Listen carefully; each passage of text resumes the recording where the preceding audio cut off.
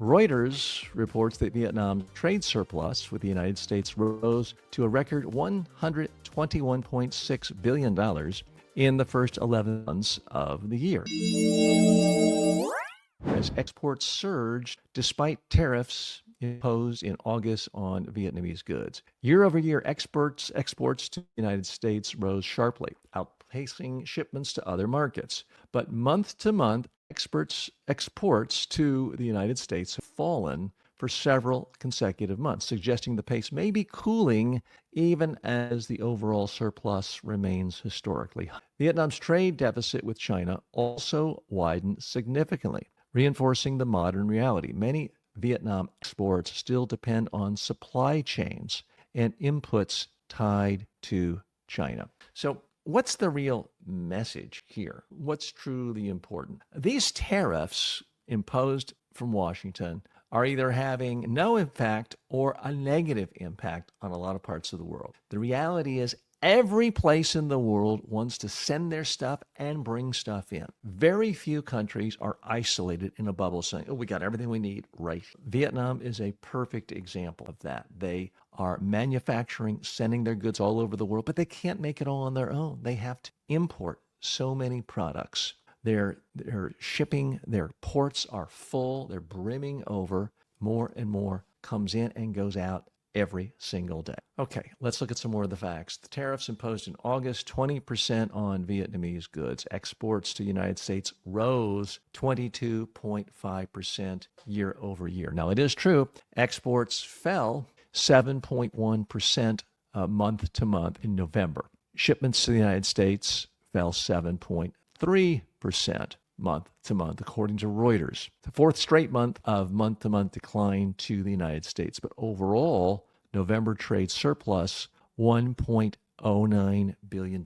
Keep in mind, it's not a problem having a trade surplus or a deficit. I have a deficit situation with local Starbucks. They have a surplus situation. They sell me their stuff. They're not buying my books and online courses. They're not. I'm buying their stuff. So it's not a balance. You don't want that. It's called comparative advantage. Adam Smith talks about it. If you're a conservative or you consider yourself a capitalist, and I do consider myself a centrist capitalist, you have to believe in the idea of comparative advantage. And the United States has many, many advantages. We have advantages of the best universities in the world, more capital, the dollar itself, our geography. We have many, many advantages. But Vietnam has advantages too. These people really, really want to work hard. They are, frankly, hungrier than Americans are. I was walking down the streets here in Saigon yesterday.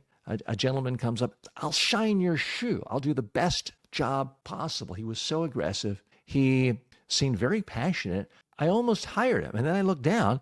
I was wearing tennis shoes. My tennis shoes didn't need jogging shoes. They didn't need to shine. But he was so hungry, literally and metaphorically, to be a part of the capitalistic system, to be a part of the trading system. He was aggressively marketing himself. And that's the thing that, frankly, a lot of people in the United States have lost. Now, I'll admit it. I'm not aggressive enough to walk up to a total stranger and to try to sell them a service when they haven't asked for it, especially if there's not an immediate need, like selling shoe shine to someone wearing tennis shoes. But the Vietnamese and many around the world have that aggressive nature. Now, I was on a tour yesterday going through Vietnam, and I see the giant Ho Chi Minh statues. Ho Chi Minh, the communist. It's officially a communist nation. There's a big statue of him in the town square, the main downtown part of Saigon. And you know what? That's how it works. When you win the wars, you're the hero.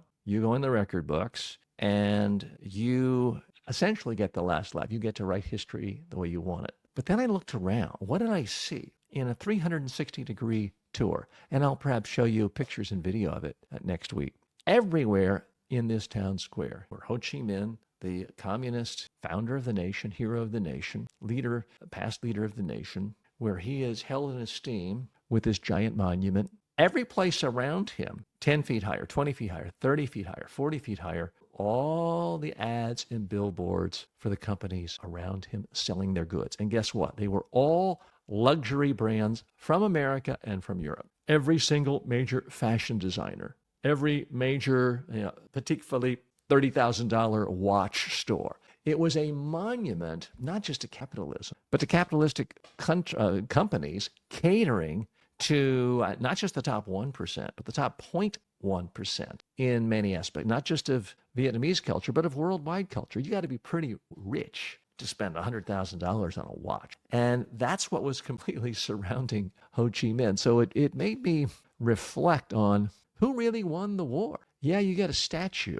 but it sure seems like capitalism and the big time capitalist really ended up winning in the long term. Because everywhere I turn in Vietnam this week, people are actively trying to be a part of the capitalistic system. They're all selling products, services. They want money. They like American products. They like American dollars. They're certainly, whether they like me personally or not, but they're very, very nice to someone like me. So the idea that we want to tell them, no, don't be a part of the capitalistic world. I mean, we were here in this country saying, communism's bad. We're going to help you fight these bad old communists. We want you to create products, let the private market decide things, not big government. And here we are using the power of big government to put tariffs on them. It is wildly, wildly contradictory. Some more facts about the situation here. This is according to Vietnam's finance minister in his discussions with Reuters. Foreign investment inflows rose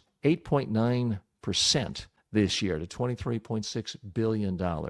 And Reuters is reporting this investment remains strong even as officials warned of growing challenges from tariffs and things like flooding. So yeah, there are problems here like there are in every country. The tariffs are not helping. They're not helping Americans. They're not helping the Vietnamese. They're just another impediment. It is an impediment to free enterprise. Part of the concept of free markets, free enterprise, is fewer unnecessary roadblocks. And these tariffs are, in fact, unnecessary, unhelpful, which is one reason why we're seeing inflation in America go up. And, what was going to happen day one of this new administration? Well, it seems like everyone has forgotten about that.